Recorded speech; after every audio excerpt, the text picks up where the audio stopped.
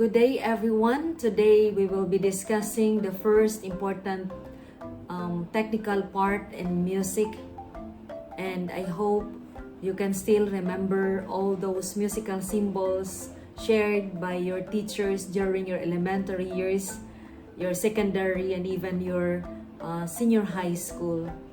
Any symbol that you can still remember up to now? Can you name one? Okay, so we are going to start discussing our new lesson. Are you ready? The topic that we are going to discuss today, we call this in music, the stuff. Can you still remember the picture of this musical symbol? But before we discuss this lesson, we are going to identify first the expected learning outcome that you are going to attain after having this lesson. At the end of this lesson, the students are expected to identify the names of the lines and spaces of the stuff, name the notes written on the stuff, and draw a whole note on the lines and spaces of the stuff. Alright, what is a stuff? Can you still remember the meaning of this musical symbol? This is one of the basic lessons that a teacher can share to his or her students in music. Anybody? Can you still remember the meaning of the stuff? The stuff has 5 parallel lines and 4 equal spaces. Look at this picture. It has 5 lines and 4 spaces. The lines and spaces indicate a tone or a sound.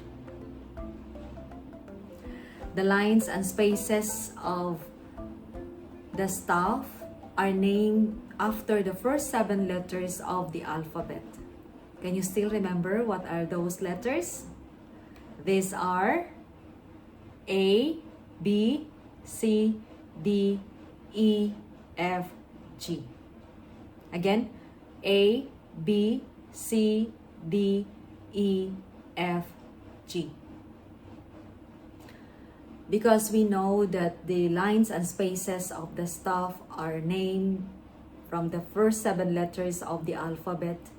Now, do you know what are the names or the specific names of the lines and the spaces of the stuff? But before that, let us complete this picture. So in here, I put this symbol. Okay, what do you think is the name of this symbol in music?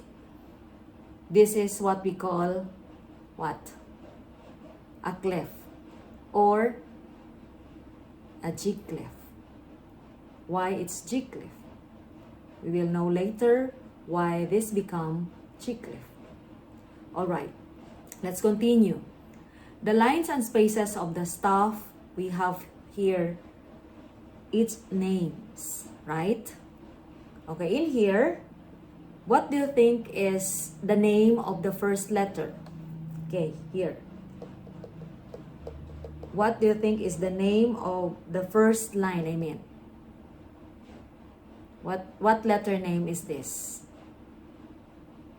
Okay, so the letter name of this first line here is letter what? Letter E. Okay, this is letter E. G, B, D, and F. Again, this is E, G, B, D, and F.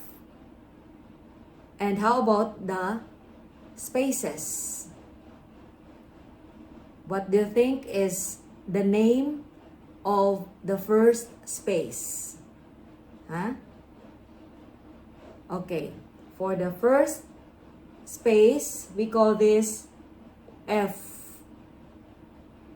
A, C, and E.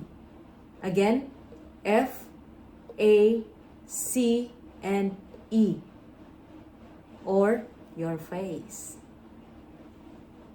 Again, so please remember the names of the lines and spaces of the stuff. So first, this is E, G, B, D, F. And the spaces, F, A, C, E. Okay? Do you understand? Okay. This is how we are going to name the lines and spaces of the stuff. Okay, look at this picture. So for the first line, the name is in the key of E, G, B, D, and F. Or E, G, B, D, and F.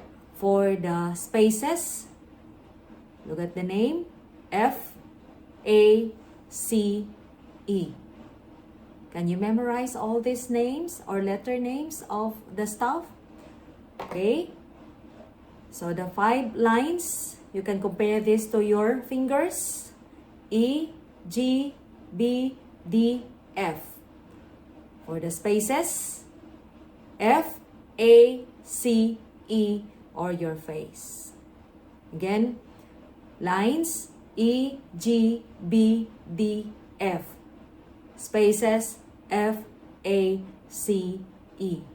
Now, if your question is, or if you're asking me why the first letter or the first line begin with the key of E, that will be our next lesson. So, any question? Do you understand now? Can you still remember all the lines or the name of the lines and spaces of the stuff? Very good. Alright. In addition, for you to easily remember the names of the lines and spaces of the stuff, we have this strategy. So look at this picture. E stands for every. G stands for good. B as boy. D does. And F as fine. Every good boy does fine. And the spaces, of course, again, do not forget your face. Again, E, every good boy does fine. E, G, B, D, F. And spaces, F, A, C, E. What you have just learned is also called the clef stuff or the treble stuff. Can you now understand what is a staff in music? Do you have questions? Clarification about this lesson? So if you have questions, do not hesitate to ask your teacher. I'm your teacher, Presi. Thank you.